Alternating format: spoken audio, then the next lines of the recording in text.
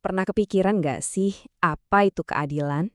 Bukan soal hukum di pengadilan ya, tapi keadilan dalam arti yang paling dasar. Nah, pertanyaan inilah yang coba dijawab sama Plato di mahakaryanya Republik. Sebuah buku yang ditulis 2400 tahun yang lalu, tapi idenya itu masih ngebentuk dunia kita sampai hari ini. Yuk kita coba beda bareng-bareng.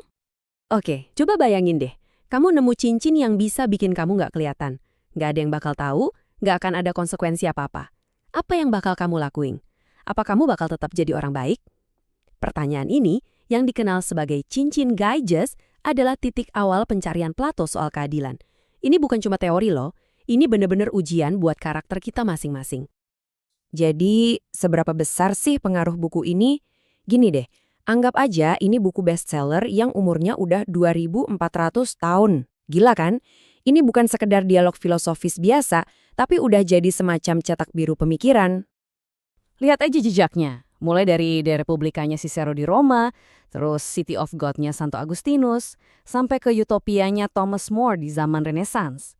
Semua karya-karya keren ini, yang coba ngebayangin masyarakat ideal, itu semua ngambil inspirasi dari cetak biru yang dibuat Plato.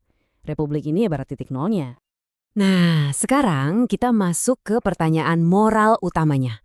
Apa sih sebenarnya keadilan itu? Dan yang lebih penting lagi, kenapa kita harus adil? Kalau ya jujur aja deh, kadang-kadang berbuat curang itu rasanya lebih menguntungkan. Disinilah perdebatannya mulai panas. Di satu sisi ada Thrasymachus yang sinis banget, yang intinya bilang, keadilan, Allah, itu cuma akal-akalan si penguasa, siapa yang kuat, dia yang benar. Terus ada Glaukon yang lebih skeptis. Dia bilang kita ini berlaku adil cuma karena takut kena hukuman. Nah, di tengah-tengah mereka ada Socrates yang harus ngebuktiin kalau mereka berdua salah besar. Kalau keadilan itu ya berharga, titik. Bahkan kalau nggak ada satu orang pun yang lihat. Glaukon bener-bener nyerang Socrates dengan argumen yang brutal ini. Coba bayangin, ada penjahat yang dipuja-puja semua orang. Di sisi lain ada orang suci yang malah disiksa dan dibenci. Kira-kira hidup siapa yang lebih enak? Tantangannya jelas banget. Buktikan kalau yang berharga itu menjadi adil, bukan cuma kelihatan adil. Nah, ini dia inti masalahnya. Dan ini relevan banget sampai sekarang loh. Kenapa kita harus bayar pajak jujur kalau bisa ngakalin dan lolos? Kenapa nggak nyontek aja kalau dijamin nggak bakal ketahuan? Pertanyaan Socrates ini adalah pertanyaan buat kita semua. Ngapain berbuat baik kalau berbuat jahat kelihatannya lebih banyak untungnya? Karena kejepit sama pertanyaan sesulit ini, Socrates ngelakuin sesuatu yang jenius. Daripada ngelihat keadilan di bawah mikroskop, dia justru ngambil teleskop. Dia bakal ngebangun sebuah negara utuh dari nol, cuma buat nemuin jawabannya. Logikanya simple tapi brilian banget. Mencari keadilan dalam jiwa satu orang itu susah, kayak baca tulisan kecil di ruangan gelap. Jadi gimana kalau kita bikin versi raksasanya yang terang benderang, sebuah negara yang ideal? Kalau kita bisa ngerti keadilan dalam skala besar di sebuah kota, kita bisa balik lagi dan ngeliat gimana prinsip yang sama berlaku buat diri kita masing-masing. Oke, yuk kita intip kota ideal versi Plato ini kayak gimana? Siap-siap ya, karena beberapa idenya tuh, radikal banget. Bahkan buat kita yang hidup di zaman sekarang. Di puncak piramida kota ini, ada yang namanya para penjaga. Mereka ini kombinasi unik antara prajurit elit dan filsuf yang bijaksana. Kenapa harus begitu?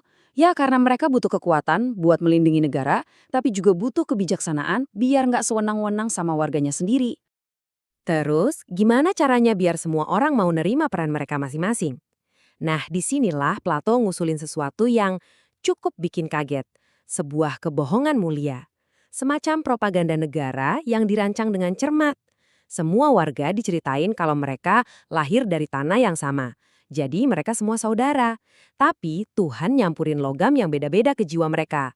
Emas buat para pemimpin, perak buat para prajurit, dan perunggu buat para pekerja. Tujuannya stabilitas sosial, walaupun harus mengorbankan kebenaran. Dan di sini nih pemikiran Plato jadi benar-benar gila. Buat para penjaga, kelas penguasanya, dia ngehapus semuanya. Nggak boleh punya properti pribadi, nggak boleh punya uang, bahkan keluarga pun diatur secara komunal. Bareng-bareng. Tujuannya cuma satu, ngilangin godaan korupsi. Kalau seorang penguasa nggak punya apa-apa, dia nggak bisa disuap, dan satu-satunya fokus dia adalah kesejahteraan negara. Inilah puncak argumen Plato. Dan mungkin yang paling terkenal, sekaligus paling kontroversial, politik nggak akan pernah benar sampai para filsuf jadi raja atau para raja jadi filsuf. Buat dia, kekuasaan itu cuma aman di tangan orang yang nggak menginginkannya, yaitu mereka yang lebih cinta kebijaksanaan daripada harta atau popularitas. Gimana menurut kalian? Ide yang masih relevan banget sampai sekarang kan? Oke, setelah kita ngebangun kota ideal yang kayaknya mustahil ini, kita balik lagi ke pertanyaan awal. Sebenarnya buat apa sih ini semua? Dan inilah kuncinya. Plato itu bukan lagi nulis buku panduan buat bikin negara benaran. Kota ideal ini adalah sebuah pola di surga, sebuah standar kesempurnaan. Tujuannya bukan buat dibangun di dunia nyata, tapi buat dijadiin cermin untuk mengatur negara yang paling penting, negara yang ada di dalam diri kita sendiri. Dan disinilah semuanya jadi masuk akal. Ini jawaban akhir dari Socrates. Keadilan di sebuah negara itu terjadi ketika setiap kelas, pemimpin, tentara, pekerja, ngerjain tugasnya masing-masing dengan harmonis. Begitu juga di dalam jiwa kita. Keadilan itu adalah saat akal, semangat, dan nafsu kita bekerja sama dengan harmonis dengan akal sebagai pemimpinnya. Jadi keadilan itu pada akhirnya adalah soal harmoni di dalam diri. Jadi, pada akhirnya, Republik ini nggak ngasih kita jawaban yang gampang. Justru sebaliknya, buku ini ninggalin kita sebuah tantangan, kota yang sempurna mungkin nggak akan pernah ada di dunia ini. Tapi, pola di surga itu selalu ada. Pertanyaannya bukan lagi di mana kita bisa nemuin keadilan di luar sana, tapi apakah kita berani membangunnya di dalam diri kita sendiri. Pilihan ada di tangan kita masing-masing.